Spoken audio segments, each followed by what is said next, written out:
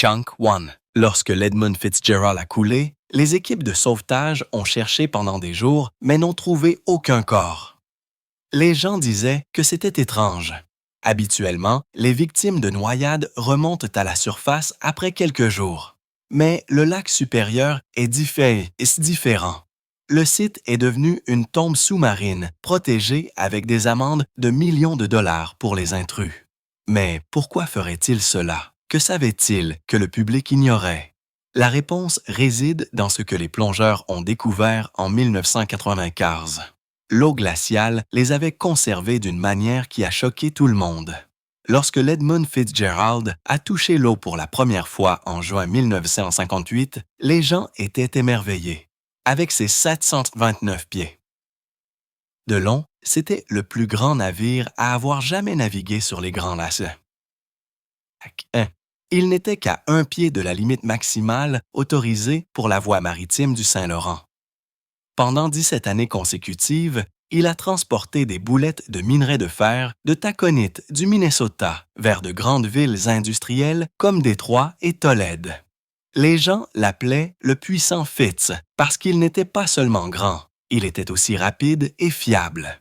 Le capitaine Ernest Messory, qui avait plus de 40 ans d'expérience dans la navigation sur les grands lacs, était l'homme de confiance pour le diriger. En 1975, il avait 63 ans et se préparait à prendre sa retraite après cette saison. Mais avant de quitter le lac pour toujours, il a accepté de faire un dernier voyage. Le 9 novembre 1975, le Fitzgerald quitta Superior, dans le Wisconsin, transportant plus de 26 000 tonnes de boulettes de taconite. Le navire se dirigeait vers une aciérie près de Détroit. Il n'était pas seul sur le lac ce jour-là. Un autre cargo, le SS Arthur M. Anderson, s'est joint au voyage. Ensemble, les deux navires ont traversé le lac supérieur. Mais le calme n'a pas duré longtemps. Le lendemain, 10 novembre, tout avait changé. Une violente tempête a commencé à se former au-dessus du lac. Ces tempêtes sont courantes en novembre et sont redoutées par les marins. Les habitants les appellent même les sorcières de novembre. Celles-ci étaient particulièrement mauvaises. Chunk 2. Les vents ont atteint une force proche de celle d'un ouragan. Certaines rafales ont été enregistrées à 86 nœuds par heure. Les vagues ont gonflé jusqu'à 35 pieds. Les navires étaient ballottés comme des jouets dans une baignoire. Au fil de la journée, il est devenu clair que le Fitzgerald était en difficulté. Le capitaine M. Surley a contacté l'Anderson par radio avec une voix qui semblait encore stable, mais son message était terrifiant. Il a dit que le navire avait une mauvaise gîte. Cela signifie qu'il penchait d'un côté. Il a dit que les deux radars étaient perdus et que les vagues s'écrasaient violemment sur le pont. Il a ajouté que c'était l'une des pires tempêtes qu'il ait jamais affrontées. Le Fitzgerald était maintenant pratiquement aveugle sans radar et de l'eau s'infiltrait probablement. M. Surley et le capitaine de l'Anderson ont essayé de diriger les deux navires vers Whitefish Bay dans le Michigan. C'était l'endroit sûr le plus proche, mais il manquait de temps. Vers 19h10, le 10 novembre, l'Anderson a demandé comment allait le Fitzgerald. M. Surley a calmement répondu « Nous tenons bon ». Ce furent ses derniers mots. Quelques minutes plus tard, le radar de l'Anderson a montré quelque chose d'impensable. L'Edmund Fitzgerald avait disparu. Personne ne l'a vu couler. Aucun signal de détresse n'a été envoyé. Un instant, il était là. L'instant suivant, il avait disparu. En quelques minutes seulement, le puissant navire de 729 pieds et les 29 hommes à bord ont disparu dans les eaux sombres du lac supérieur. Aucun corps n'a jamais été retrouvé. Les restes du navire ont été découverts plus tard, au fond du lac, brisés en deux. Mais à ce jour, personne ne sait exactement ce qui l'a fait couler si vite. L'Edmund Fitzgerald n'a plus jamais été vu à flot. C'était comme si le lac l'avait avalé tout entier. Lorsque l'Edmund Fitzgerald s'est tu, l'équipage de l'Arthur M. Anderson a su que quelque chose n'allait terriblement pas. Même si la tempête faisait toujours rage et que les vents ne s'étaient jamais pas les calmer, ils ont fait demi-tour et se sont dirigés droit vers le danger. Ils n'allaient pas attendre. Chunk 3C. Ils espéraient que quelqu'un pourrait encore être en vie. La même nuit, les gardes-côtes américains ont lancé une recherche massive. Ils ont demandé à tous les navires à proximité d'aider, même si le temps était si violent que beaucoup avaient peur de s'approcher de la zone. Des avions ont volé bas au-dessus des vagues et des bateaux ont sillonné le dernier emplacement connu du Fitzgerald dans l'est du lac supérieur. Mais au fil des heures, tout ce qu'ils ont trouvé, ce sont des morceaux, des canaux de sauvetage brisés, des radeaux déchirés, des gilets de sauvetage éparpillés flottant dans l'eau glacée. Aucun corps n'a jamais été retrouvé. Pas un seul des 29 membres d'équipage n'est rentré chez lui, et cela a durement frappé tout le monde. Les canaux de sauvetage racontaient une histoire effrayante. Ils n'étaient pas soigneusement mis à l'eau. Ils avaient été arrachés au navire et brisés. Cela signifiait que l'équipage n'avait jamais eu le temps de s'échapper correctement. Tout était trop rapide, trop brutal, trop définitif. 4 jours plus tard, le 14 novembre 1975, un avion de patrouille, P-3 Orion de la Marine, a survolé le lac supérieur. Son équipement a capté quelque chose de profond sous la surface, un signal magnétique puissant. L'endroit exact était à environ 17 miles au nord-ouest de Whitefish Bay, près de la frontière canadienne. Lorsque les scans sonars ont suivi, la vérité était claire. Le Fitzgerald était là, brisé en deux. Il était assis au fond du lac, à 530 pieds sous l'eau. La moitié avant du navire reposait à la verticale, la moitié arrière s'était retournée. Entre les deux, il y avait une traînée d'acier tordu, de cargaisons et de débris étalés sur le fond sombre du lac. On aurait dit que le navire s'était séparé en s'écrasant au fond. C'était plus violent que quiconque ne l'avait imaginé. Après la disparition de l'Edmund Fitzgerald en novembre 1975, les gens ont voulu des réponses. Comment un si grand cargo pouvait-il simplement disparaître au milieu du lac supérieur sans même envoyer d'appel de détresse? Les gardes-côtes américains ont commencé une enquête officielle pour essayer de comprendre ce qui n'avait pas fonctionné. En fin de compte, ils ont dit que les couvercles des écoutilles de la cargaison du navire pourraient avoir cédé pendant la tempête. Cela aurait permis à l'eau de se déverser dans la cale, rendant le navire dangereusement lourd. Certains experts pensaient que le navire avait tellement d'eau qu'il s'était enfoncé le nez le premier dans le lac, ce qui pourrait expliquer pourquoi l'épave a été retrouvée en 2 gros morceaux, mais d'autres n'étaient pas tout à fait d'accord. Le Conseil national de la sécurité des transports pensait que le navire avait peut-être heurté un haut fond ou s'était brisé à la surface. Chunk 4. Certains pensaient qu'il s'agissait d'un mélange de problèmes qui se sont combinés cette nuit-là. Même maintenant, personne ne sait avec certitude ce qui a exactement causé le naufrage du navire. Ce qu'ils savent, c'est que cela s'est passé vite. Qu'il se soit ouvert à la surface ou qu'il se soit brisé en touchant le fond, la fin est arrivée si rapidement que l'équipage n'a probablement pas eu le temps de s'échapper. Juste 1 heure avant la disparition du navire, le capitaine Ernest M. Surly a envoyé un dernier message radio à un autre navire à proximité. Il a dit « J'ai une mauvaise gîte. C'est l'une des pires mers que j'ai jamais connues. » C'était son dernier message. Le temps était brutal, avec des vagues imposantes et des vents de force ouragan. Quoi qu'il se soit passé ensuite, cela a dû être violent et soudain. Personne n'a atteint les canaux de sauvetage. Aucun corps n'a été retrouvé flottant. Tout et tout le monde a coulé avec le navire.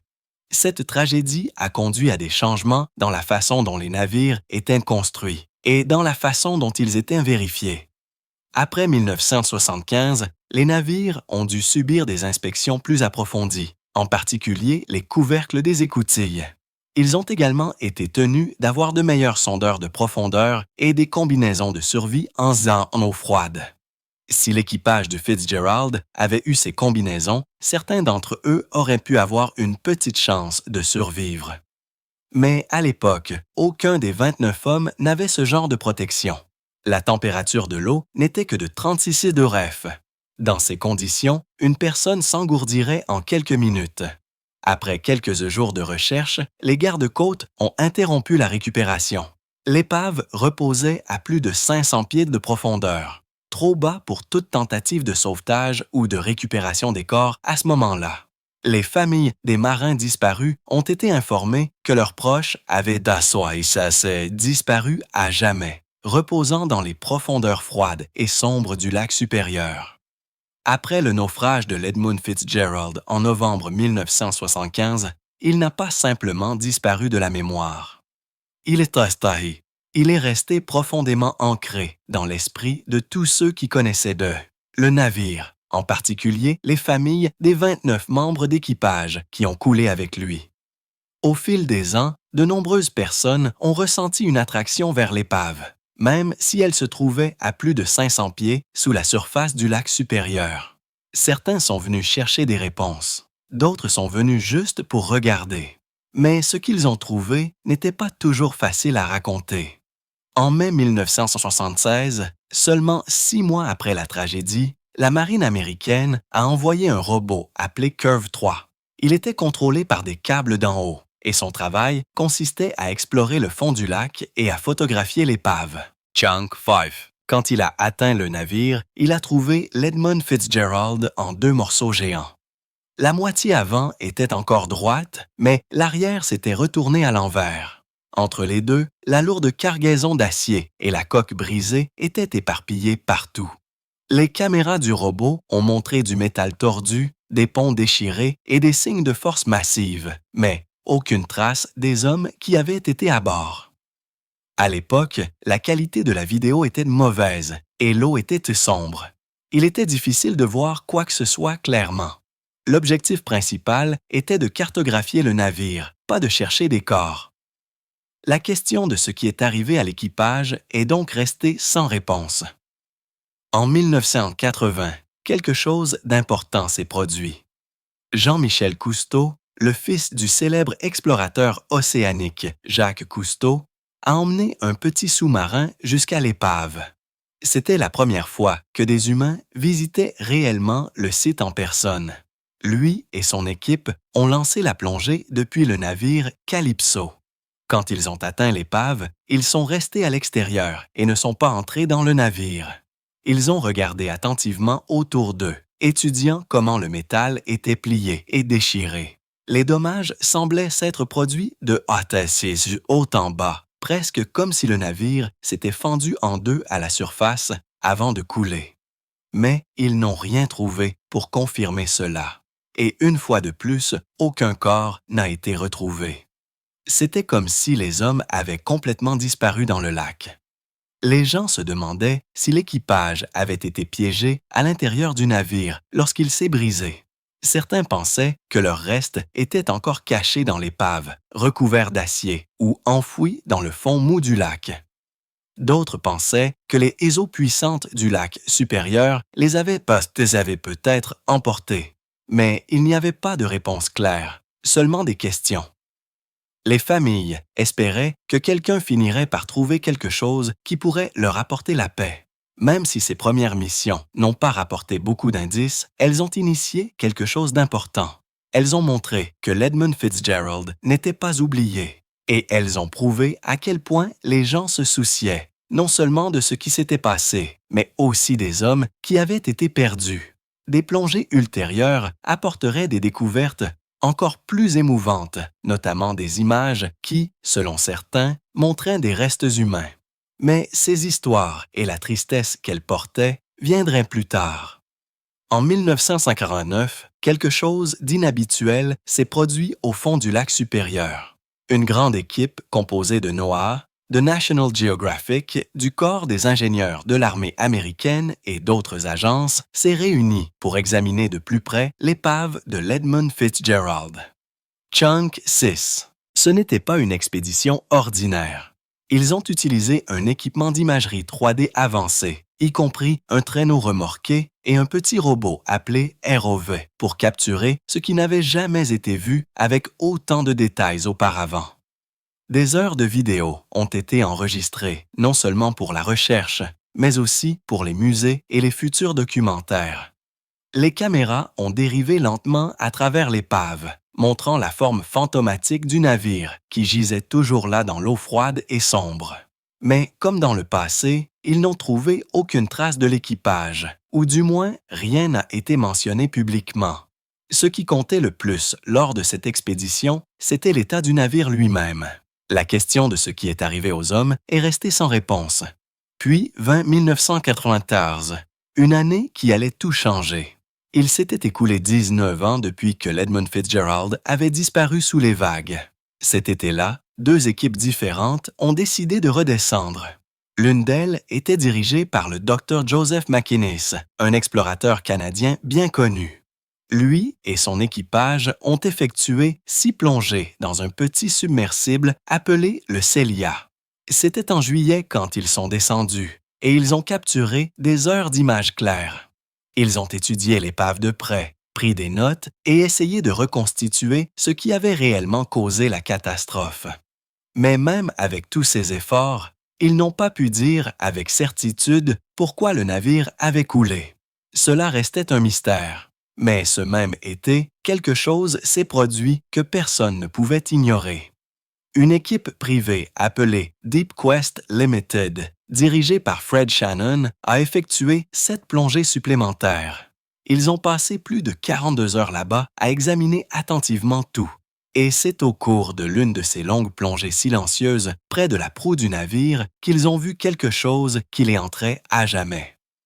Gisant dans la boue froide du fond du lac se trouvait le corps d'un des membres d'équipage disparu.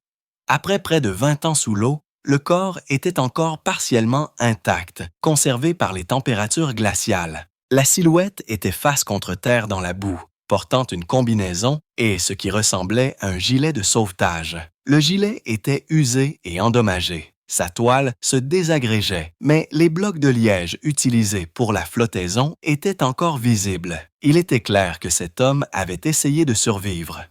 Il avait mis son gilet de sauvetage dans ses derniers instants terrifiants, espérant s'échapper, mais ce n'était pas suffisant. Il a coulé avec le navire comme tous les autres. Plus tard, des images de cette plongée sont apparues dans un documentaire de 1995. Elles ont montré le corps. Pendant un instant seulement, mais cet instant a tout changé. Chunk 7. Les familles des hommes disparus ont été choquées. Elles ne s'attendaient jamais à voir les restes de leurs proches à la télévision. C'était comme si quelqu'un avait pénétré dans un lieu sacré. Cette brève image a rouvert des blessures qui ne s'étaient jamais vraiment cicatrisées. À ce moment-là, il était devenu clair que de nombreux membres d'équipage étaient encore à l'intérieur du navire. Les eaux presque glaciales avaient empêché les corps de s'éloigner. C'est pourquoi aucun d'eux n'avait jamais été retrouvé sur le rivage. Cela a également contribué à expliquer pourquoi personne ne les avait récupérés. Leur eau était trop profonde, trop froide, et maintenant elle était trop personnelle. Ces hommes n'étaient pas que des noms. Ils étaient toujours là-bas. En 1995, quelque chose d'important s'est produit. Les familles, toujours blessées, ont fait un choix puissant. Elles ont toutes convenu que personne ne devait plus rien prendre de l'épave. Une seule chose serait remontée. La cloche. Cette cloche avait autrefois sonné depuis le pont de l'Edmund Fitzgerald. Elle avait marqué le temps pour l'équipage. Elle allait maintenant devenir leur mémorial. Une réplique serait abaissée à sa place avec les noms des 29 hommes gravés dessus. De cette façon, quelque chose resterait derrière pour les honorer et quelque chose reviendrait à la surface pour les familles. Le 4 juillet 1995. L'expédition a eu lieu. Elle a été dirigée par la Great Lakes Shipwreck Historical Society en collaboration avec les autorités canadiennes et la tribu indienne Chippewa des Sols. Ils ont utilisé une combinaison de plongée spéciale appelée Nutsuit. Et à exactement 1h25 de l'après-midi, la cloche en bronze de 200 livres a été déboulonnée de la timonerie et remontée. Les familles ont regardé à proximité depuis un bateau. Beaucoup d'entre elles ont pleuré quand elles l'ont vue s'élever au-dessus de leçons. Pour certains, c'était la première et la seule partie de leurs proches qu'ils reverraient. Cette cloche se trouve maintenant au Great Lakes Shipwreck Museum à Whitefish Point, dans le Michigan. C'est la pièce maîtresse d'un mémorial tranquille. Chunk 8. Et profondément sous la surface, cette cloche réplique repose toujours avec le navire. Les noms des 29 membres d'équipage y sont gravés. Ce n'est pas seulement un marqueur, c'est une pierre tombale, et elle n'a jamais été déplacée. De plus, en 1995, 2 plongeurs ont fait quelque chose que personne d'autre n'avait jamais fait. Terence Tysell et Mike Z sont devenus les seules personnes à avoir jamais atteint l'épave de l'Edmund Fitzgerald en utilisant du matériel de plongée sous-marine. Ils ont plongé à 530 pieds sauce de profondeur. Ils n'ont pas utilisé de submersible. C'était une plongée record et aussi très dangereuse. Ils n'avaient que 6 minutes pour regarder autour d'eux avant de devoir commencer la lente et douloureuse remontée qui a duré plus de 3 heures juste pour se décompresser en toute sécurité. Mais même avec tous ces efforts, même avec tout cet accès, ils n'ont pas essayé de récupérer des corps. Personne ne l'a fait. À ce moment-là, le message était clair. C'était un lieu de repos final. La cloche avait été prise comme un signe de souvenir. Tout le reste devait être laissé intact. Lorsque l'Edmund Fitzgerald a coulé le 10 novembre 1975, les 29 membres d'équipage ont disparu avec lui. Les gens se demandent depuis des années pourquoi leurs corps n'ont jamais été ramenés. L'épave n'est plus un mystère. Elle repose au fond du lac supérieur, brisée en deux, à environ 530 pieds de profondeur. Mais même si nous savons où elle se trouve, personne n'a jamais ramené ces hommes à la maison. La première raison est ce qui s'est passé au moment où le navire a coulé. Il a coulé rapidement. Certains pensent qu'il s'est enfoncé presque directement, se brisant peut-être avant même d'atteindre le fond. Toute personne à bord a soit coulé avec le navire, soit été jetée dans une eau si froide qu'elle pourrait vous couper le souffle en quelques secondes. À cette profondeur, il n'y a pas de retour à la nage, et le lac supérieur est différent de la plupart des lacs. Il est glacial toute l'année, généralement autour de 36 degrés, et en novembre, il est proche du point de congélation. Dans les Sausai d'eau plus chaudes, les corps noyés remontent parfois à la surface parce que les bactéries à l'intérieur du corps créent des gaz lorsqu'ils se décomposent. Mais dans le lac supérieur, cela ne se produit pas. Il fait si froid que les bactéries habituelles ne fonctionnent pas assez vite et les corps restent sous l'eau. Chunk 9. C'est pourquoi les gens disent que le lac supérieur ne rend jamais ses morts. Dans le cas du Fitzgerald, pas un seul corps n'a flotté à la surface, ni dans les jours qui ont suivi le naufrage, ni jamais. Ils sont restés dans l'obscurité, le silence profond dès le début.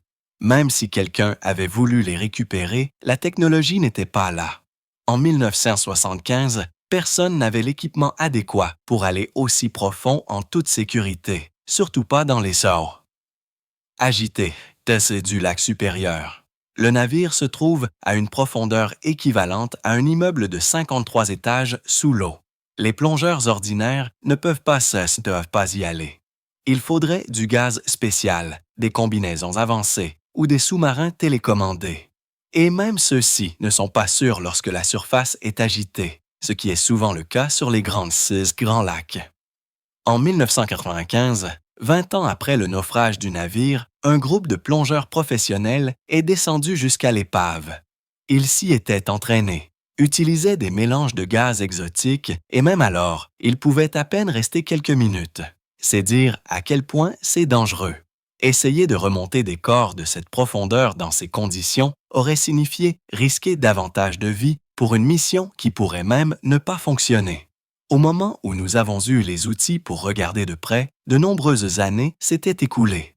En 1994, des images vidéo prises par une caméra télécommandée montraient l'un des membres d'équipage toujours allongé près de l'épave.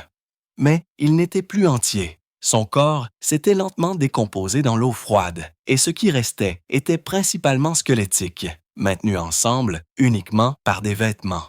Si des corps se trouvaient encore à l'intérieur du navire, ils étaient probablement dans le même état, voire pire. Certains ont peut-être même été enfouis sous l'épave ou se sont installés dans le lit du lac. À ce moment-là, les retirer ne ressemblerait pas à un sauvetage. Cela ressemblerait plus à des fouilles dans une vieille tombe. Et même alors, les restes pourraient se désagréger au moment où ils seraient intouchés. En 1975, il y a peut-être eu une courte période où quelqu'un aurait pu essayer d'atteindre l'épave et de chercher des poches d'air ou peut-être des radeaux de sauvetage avec des corps. Mais les outils n'existaient pas. Et lorsque les caméras ont finalement trouvé un corps près de 2 décennies plus tard, il était clair que ces hommes n'étaient plus entiers. Ils faisaient maintenant partie des profondeurs. Mais plus encore que les défis techniques, ce sont les souhaits de la famille qui comptaient le plus. Pour eux, le navire est devenu plus qu'une épave. Il est devenu une tombe. Chunk 10. Leurs maris, père et fils avaient tous coulé ensemble, et savoir qu'ils étaient toujours ensemble apportait du réconfort. Ils ne voulaient pas que les corps soient remontés après tant d'années. Ils ne voulaient pas imaginer leurs proches sortis du lac, des os et des lambeaux de vêtements juste pour être enterrés sur terre. Cela semblait faux. Cela donnait l'impression de perturber la seule paix qui leur restait. Et lorsque certaines personnes ont insisté pour une récupération en utilisant la technologie moderne, les familles ont dit non. Elles voulaient que leurs proches soient laissés seuls, reposant avec leurs compagnons d'équipage à l'endroit où ils ont passé leurs dernières minutes. Ce souhait a été honoré. Une seule chose a été remontée de l'épave, la cloche du navire. En 1995, elle a été récupérée et remplacée par une nouvelle gravée des noms des 29 membres d'équipage. La cloche est maintenant un mémorial, non seulement pour les hommes, mais aussi pour leur dernière demeure. Même cela a été fait avec beaucoup de soins et de cérémonies. Tout le reste a été laissé intact. En raison de ce fort désir de protéger le site, des lois ont été modifiées. En 1997, le Michigan a adopté une loi criminalisant la publication ou la présentation de toute photo de restes humains provenant d'un naufrage sans l'autorisation de la famille. Il s'agissait d'une réponse directe aux images de 1995 qui avaient montré le corps d'un membre d'équipage. Les gens ont été indignés, en particulier les familles. Elles ne voulaient pas que leurs proches fassent partie d'un documentaire ou d'une curiosité publique. En 2006, l'Ontario, où se trouve l'épave, a officiellement déclaré le site tombe sous-marine protégée. Il est devenu illégal d'y plonger sans autorisation. Les amendes pouvaient aller jusqu'à 1 million de dollars. Il ne s'agissait plus seulement du Fitzgerald. Il s'agissait de montrer du respect aux morts ou qu'ils reposent sous l'eau. En fin de compte, la raison pour laquelle les corps de l'Edmund Fitzgerald n'ont jamais été récupérés ne concerne pas seulement la profondeur, le froid ou l'argent. Il s'agit de quelque chose de plus profond. Il s'agit de la paix. Il s'agit de laisser les hommes rester là où ils sont tombés ensemble, non perturbés, retenus par la même eau qui les a emportés. Le lac qui n'a jamais rendu ses morts est devenu leur dernière demeure. Et pour les familles, cela a suffi.